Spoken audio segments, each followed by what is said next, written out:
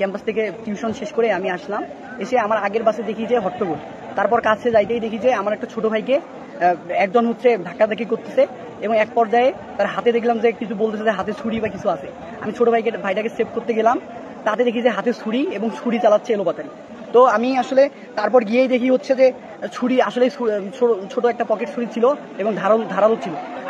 আমার ছোট ভাইয়ের হাত দিয়ে রক্ত বেরোচ্ছিল এবং আমি তাকে বাঁচাতে গেছিলাম, আমারও হাতে ছুরির আঘাত লাগছে। ছুরির আঘাত লেগে আমিও রক্তাক্ত হয়েছি।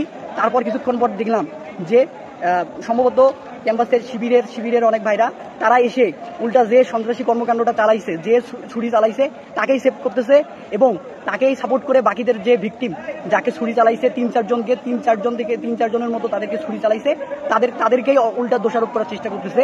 এবং আপনারা হয়তো জানবেন অলরেডি পেজগুলোতে প্রকাশ করতেছে যে আসলে শিবিরকে মব সৃষ্টি করার জন্য এটা করা হয়েছে, কিন্তু প্রত্যক্ষ ঘটনা হচ্ছে তারাই সন্ত্রাসী কর্মকাণ্ড চালানোর পর উল্টা তাদের সংগঠনের সবাই এসে আমাদের উপর তারাই হচ্ছে ধাক্কাধাক্কি শুরু করছে এবং তারা বলতেছে এখন বিষয়টাকে উল্টাই দিচ্ছে।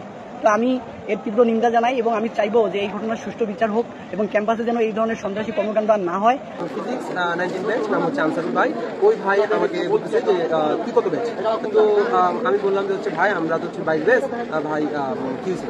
তো যখন আমি বললাম যে ভাই আমরা 22 ব্যাচ, তখন বলছি তুই 22 ব্যাচ হয়ে একবার বললাম তারপরে কথা বলতেছিস, তুই এত বড় সাহস, তোর বাস থেকে চর মেরে ফেলাই দিবি। তো আমি বললাম যে ভাই আপনি চর মেরে ফেলাই দিবেন, ভাই আপনি আমার অপরাধটা বলেন, তাহলে আপনি 19 ব্যাচ সিনিয়র ভাই আপনি মারতেই পারেন, তো আপনি ভাই আমার অপরাধটা বলে তখন মারেন। তখন বলতেছে যখন এই নিয়ে কথা কাটাকাটি হতেছে তখন কিছু ভাই ছিল, ভাই ওই 19 ব্যাচের ভাইকে পিছনে দিকে পাঠিয়ে দিল, আমাকে বসে দিল।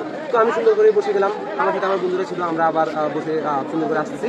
তো এক পর্যায়ে কিছুক্ষণ পর ওই ভাই আবার পিছন থেকে বলতেছে যে নেক্সট টাইম আর একটা কথা বললে তোকে ক্যাম্পাস থেকে তুলে নিয়ে যাবো, তুই কি করতে পারিস? তখন আমি ঘুরে বললাম যে ভাই আপনি ক্যাম্পাস থেকে তুলে নিয়ে যাবেন ঠিক আছে, আপনি আমার অপরাধটা বলে তারপরে আমাকে ক্যাম্পাস থেকে তুলে নিয়ে যান। তখন এই কথা বলতেছি তখন ওই ভাই আমার উপর আরো আগ্রাসীমূলক আচরণ করতেছে। তো আমি তখন এই কথা বলে আমি কোনো কথা বলি নাই, বন্ধুদের সাথে ক্যাম্পাসে চলে আসি।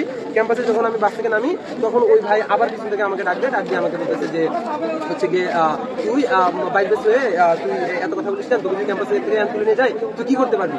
তখন আমি কথা বলতে বলতে এই ভাই এক পর্যায়ে আরো আগ্রাসী হয়ে যায় এবং সাথে সাথে দেখি ওই ভাইয়ের কিছু বন্ধু বান্ধব যাই হোক আমি জানি না, ওরা এসে আমার উপর আগ্রাসীমূলক আচরণ করতে থাকে। এক পর্যায়ে ওই ভাই ছুরি বের করে পকেট থেকে আমার বাম হাতের এই কবজিতে, ডান হাতের এখানে এবং এখানে ছুরিতে আঘাত করে এবং সেই সাথে তখন এই ঘটনা দেখে আমার বন্ধু নাম হচ্ছে রাশেদ, ফিজিক্স 22 ব্যাচ, ও আগায় আসে। এছাড়া হচ্ছে দুর্জয় এগ্রিকালচার ইন্ডাস্ট্রিয়াল ইঞ্জিনিয়ারিং 22 ব্যাচ, ওরা আগে আসে। এছাড়াও আমার 7-8 জন বন্ধু সবাই ছিল। তো সবাই আমাকে ধরে তাদের নিয়ে যেতে থাকে।